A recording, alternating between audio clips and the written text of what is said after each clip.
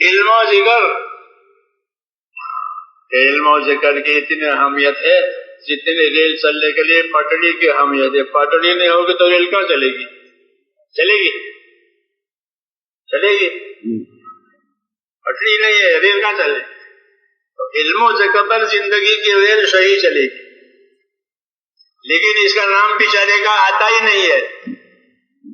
ہاں، اس کا نام نہیں آتا علم و ذکر کا، وہ اصل ہے.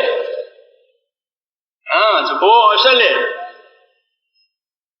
اس لیے ہماری دعوت میں میرے دوستوں جس طرح نقل و حرکت ہے، نقل و حرکت کے ساتھ علم و ذکر بھی ہے.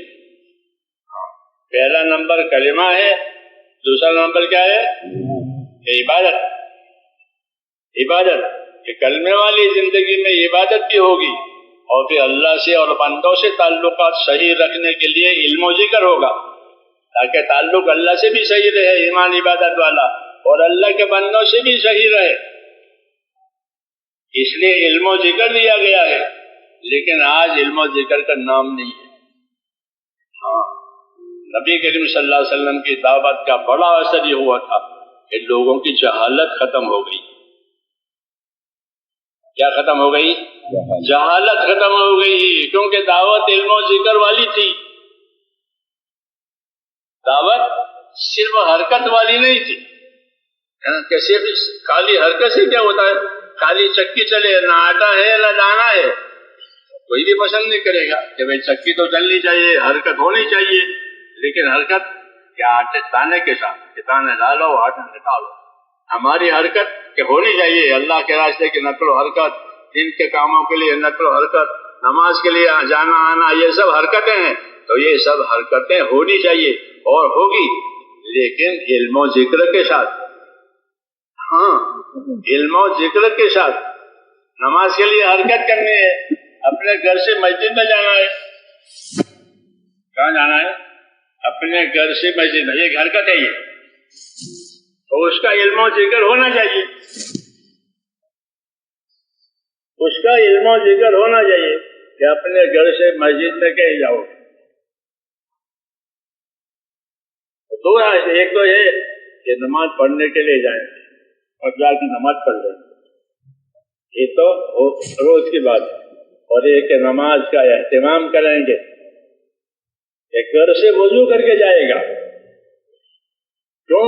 کہ گھر سے وضو کر کے جانے والا مسجد میں نماز پڑھنے والا ایسا ہے جیسا گھر سے احرام باندھ کر حج کو جائے. یہ فضیلت ہے، یہ فضیلت ہے. علم و ذکر میں فضیلت بھی آتی ہے، علم و ذکر میں طریقہ بھی آتا ہے.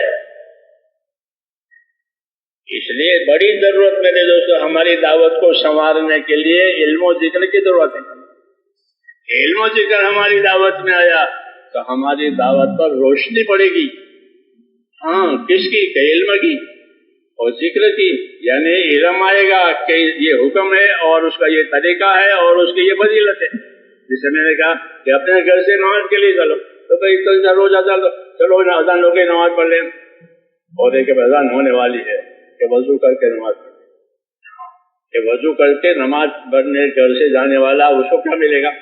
کہ اپنے گھر سے وضو کر کے نماز کر کے جانے والا ایسا ہے جیسے اپنے گھر سے احرام باندھ کر حج کو جانے والا. تو احرام باندھ کر حج کو جانا کوئی آسان کام ہے؟ آسان کام ہے کہ آسان کام نہیں ہے، لیکن اس مشکل کام پر جو فضیلت ملتی تھی وہ یہاں ملی. یہ علم و ذکر کا مطلب ہے کہ ہم جو عمل کریں ہمارے پاس اس کے عمل کی فضیلت ہو کہ اس پر مجھے میرا اللہ دینے والا ہے، مجھے یہ ملے گا. جیسے تاجر کوئی بھی آئٹم بیچتا ہے تو اس کو اندازہ ہوتا ہے کہ یہ اصل قیمت میں میرے یہاں اتنے پر آئی ہے اور اپنے گاہک کو اتنے قیمت پر دے رہا ہوں، یہ اصل قیمت ہے، یہ میرا اس پر نفع ہے. وہ یہ دونوں باتیں جانتا ہے، چاہے وہ صابن کی ٹکیا ہی کیوں نہ بیچے. میری بات سمجھ آ رہی ہے؟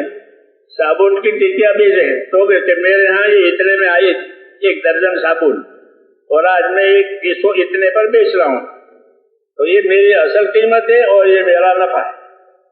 اس کو تاجر کہتے ہیں کہ جو نفع لے اپنی تجارت میں اس کو تاجر کہتے ہیں، اور جو کھوٹ کھائے اس کو خاسر کہتے ہیں. کھوٹ کھانے والا عربی میں خاسر. دنیا میں خود کاروبار. نفع لینے والا وہ تو تاجر ہوتا ہے. تاجر وہ ہوتا ہے جو نفع کماوے.